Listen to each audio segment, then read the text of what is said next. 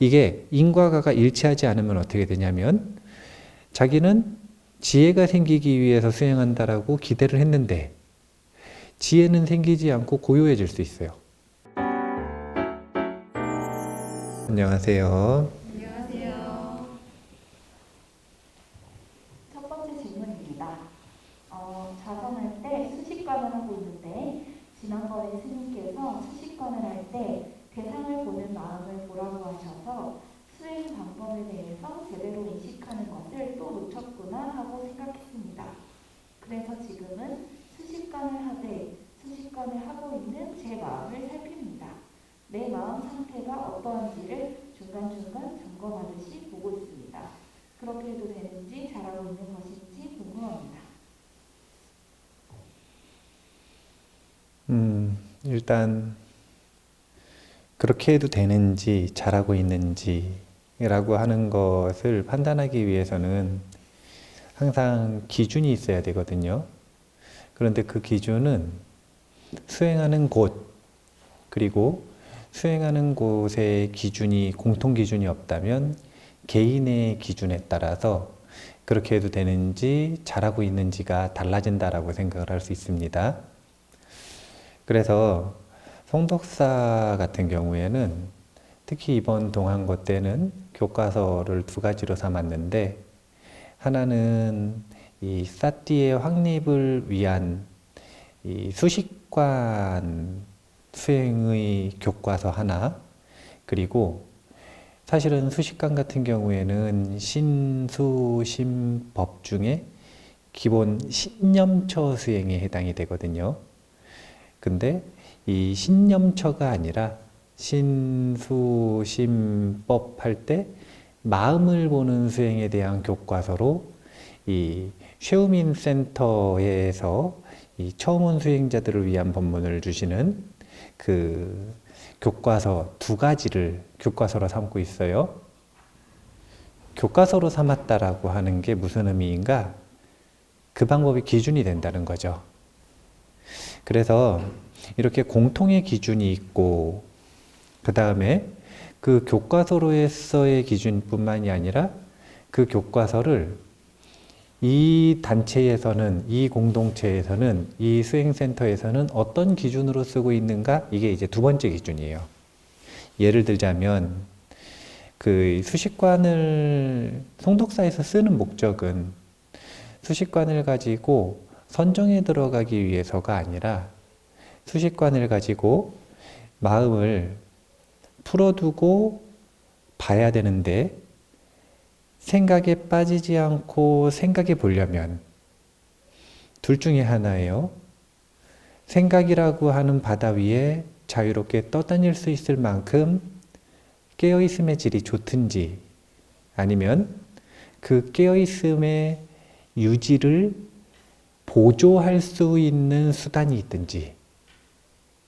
그래서 호흡을 세는 것을 최소한으로 보고 있으면 그것을 인위적으로 이 신경을 써서 유지하려고 노력을 하면 그래도 생각에 깊게 빠지지 않고 자신의 깨어있음을 유지할 수 있는 보조수단이 된다. 그래서 최소한의 보조수단이 필요하니까 이 여러 불교의 수행 대상들이 있지만 그 중에 가장 기본 대상에 해당이 되는 호흡을 보는 수행을 하도록 한다. 그래서 이 수식관은 아주 단순한 목적, 그게 뭐냐면 깨어있음을 최소한으로 유지할 수 있는 보조수단으로서 수식관을 쓰고 있다. 이번 철엔 그랬던 거예요. 다음 철에는 그러다가 또 수식관이 발전이 됐어요. 그러면은 그 수식관을 더 발전시키는 수행 방법을 이야기할 수도 있겠죠. 그렇게 수식관만 놓고 보더라도 일반적인 기준에서의 교과서의 기준과 또 송독사에서 쓰고 있는 그 수행의 기준이 틀리다. 자, 이런 이야기들을 왜 하는가? 이제 시간이 제한적이니까 여러 가지 키워드들을 이야기할 수 있지만 수식관에 대한 설명보다는 이걸 말하고 싶어요. 그게 뭐냐면 자기가 수행을 할 때 이 수행의 기준으로 삼고 있는 그 수행법이 무엇이고, 그리고 그 수행법이 어떤 원리로 이루어지고 어떻게 하는 것이고 또 어떤 결과를 낳는지에 대한 이해가 충분히 있어야 돼요.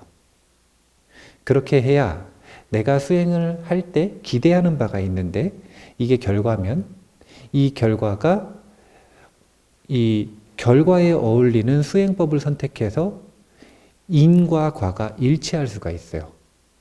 이게 인과 과가 일치하지 않으면 어떻게 되냐면 자기는 지혜가 생기기 위해서 수행한다라고 기대를 했는데 지혜는 생기지 않고 고요해질 수 있어요. 고요해지면 다행인데 고요해지는 것에서 더 나아가지 못하고 혼침에 빠질 수도 있어요. 고요해지는 수행과 지혜가 생기는 수행은 길이 틀리거든요. 그런데 또 반대의 경우도 있어요. 나는 고요해지기 위해서, 선정에 들기 위해서 수행을 하는데 선정에 들지 않고 그냥 생각을 계속하고 잡생각을 하고 산란해지는 경우가 있어요.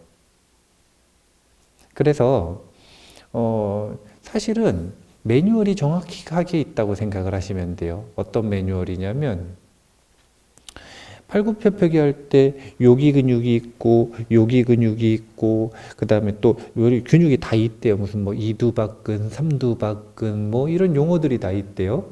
근데 그게 어디가 개발이 될 거냐는 이렇게 할 건지 요렇게 할 건지 요렇게 할 건지 이만큼 벌릴 건지 이만큼 좁게 할 건지 이것 따라서 어깨가 발전하기도 하고 가슴 근육이 발전하기도 하고 이게 뭐냐면 어떻게 하느냐에 따라 결과가 다 다르다는 거잖아요.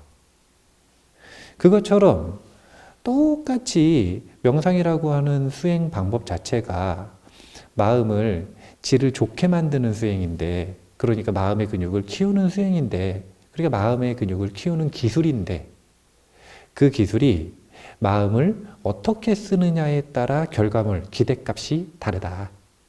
그걸 자기가 분명하게 이해하고 있는가? 이게 중요한 것이라는 거예요. 그래서 자신이 수행의 원리와 방법과 그리고 결과값을 분명하게 이해하고 있다면 사실은 이 수행이 잘 되고 있는 것인지 아닌지 이런 것들이 헷갈릴 일이 없어진다. 그래서 많이 듣고 이 사유해서 이해하는 데 있어서 이 애를 좀 쓰는 시간을 가지는 게 굉장히 좋고요. 이 수식관과 마음을 보는 수행에 대한 이야기를 잠깐만 보충 설명을 해드리면 성덕사에서는 일단 기본적으로 앉으면 호흡을 세는 정도의 수식관을 하도록 합니다. 그것보다 더 깊게 호흡을 보거나 더 세밀하게 보거나 이런 노력을 기울이지 않고 그냥 세는 정도, 호흡을 세는 정도, 한 번도 놓치면 안 되는 것도 아니고 놓치면 그냥 다시 세는 정도, 그 정도로 호흡을 보도록 해요. 그리고 그렇게 해서 마음이 고요해지면 그 다음에 무엇을 하는 거냐면 자신이 이 호흡을 보면서 자연스럽게 마음이 일어나는 그 마음 상태를 보도록 합니다. 그래서 이 엄밀히 이야기하면 고요해지기 전까지의 마음의 수행의 대상은 호흡을 세는 것이고 그 다음에 고요해지고 나면 그 다음에는 대상의 제한이 없이 인연에 닿아서 마음에 일어나는 경험들의 대상을 자연스럽게 옮겨다니면서 관찰하도록 해요. 그러니까 시작은 약간의 사마타를 쓴다고 보시면 되고요. 그러다가 고요해지면 사마타를 쓰는 용도는 끝났어요. 그 다음에 무엇을 하는 거냐면 자연스럽게 자신의 마음에서 일어나는 대상을 위파사나 관찰한다. 이렇게 보시면 돼요. 그러면서 지속적으로 신경을 쓰는 것은 그 대상을 보고 관찰하고 있는 마음의 상태가 어떠한가. 즉, 마음가짐이 올바른가, 올바르지 않은가. 이것을 자주 점검하면서 수행을 하도록 그렇게 수행 방법을 알려드리니까요. 이 유의의 기술로서 호흡을 세는 정도의 수식관을 꼭 연습을 해보시면 좋겠고, 아주 용도가 많아요.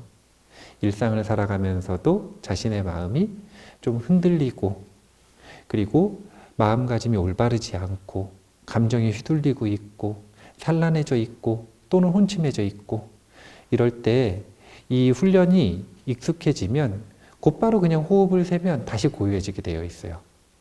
왜냐면 그렇게 습관을 들였으니까. 그리고 그 다음에 또 조건화해야 되는 게, 고요해졌으면 무엇을 하는가? 고요해진 마음으로 자신의 마음과 대상들을 관찰한다. 이렇게 두 가지를 잘 응용을 해서 수행을 이어나가시면 좋겠습니다. 자, 다음 질문 해볼까요?